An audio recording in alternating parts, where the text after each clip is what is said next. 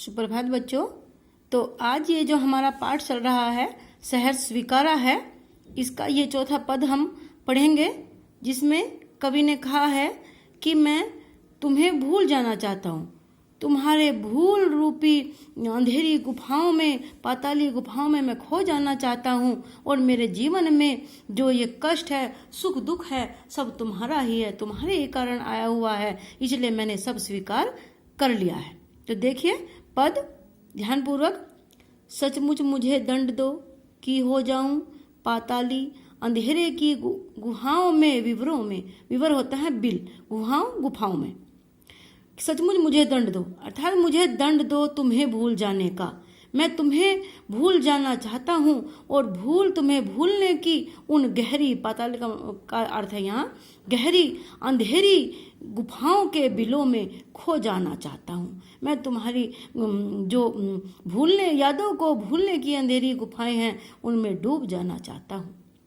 धुएं के बादलों में बिल्कुल मैं लापता, तुम्हें भूलने रूपी धुएं के, तुम्हारी विस्मृति रूपी धुएं के बादलों में मैं बिल्कुल खो जाना चाहता हूँ, गुम हो जाना चाहता हूँ। लापता कि वहाँ भी तुम्हारा ही सहारा है, और मैं तो तुम्हारे विस्मृति के धुएं के बादलों में गुम हो जाना चाहता हूँ, परंतु यहाँ भी मुझे तुम्हारी ही यादों का सहारा मिल रहा है। इसलिए कि जो कुछ भी मेरा है या मेरा सा होता सा लगता है, होता संभव है, सभी वह तुम्हारे ही कारण के कार्यों का घेरा है।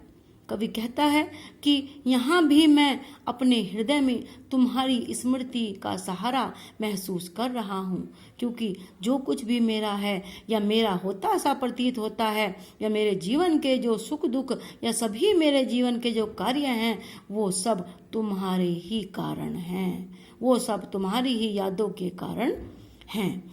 कार्यों का वैभव है, अब तक मेरे जीवन के जो कार्य हैं, अर्थात लेखन कार्य या विचारों का जो वैभव है, वो सब तुम्हारे ही कारण है। मैं अब तक तो जिंदगी में जो कुछ था, जो कुछ है, सहर्ष स्वीकारा है।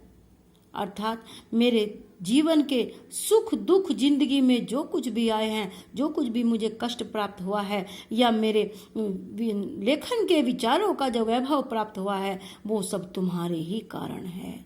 अर्थात तुम्हारी ही स्मृति मुझे उसमें प्रेरणा प्रदान करती है, और मैंने उन्हें अपने जीवन में खुशी खुशी हर्ष के साथ स्वीकार कर लिया है।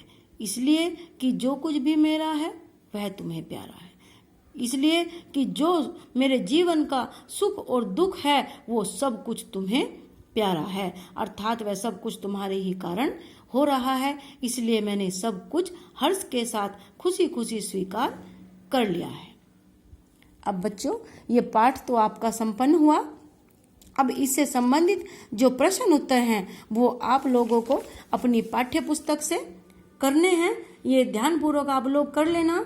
जो अत्यंत आवश्यक लग रहा है, जैसे व्याख्या है, वो सब आप लोगों को कॉपी में करने हैं। बाकी प्रश्न उत्तर जो हैं, वो आप लोग अपनी पाठ्य पुस्तक से ही याद कर लेना।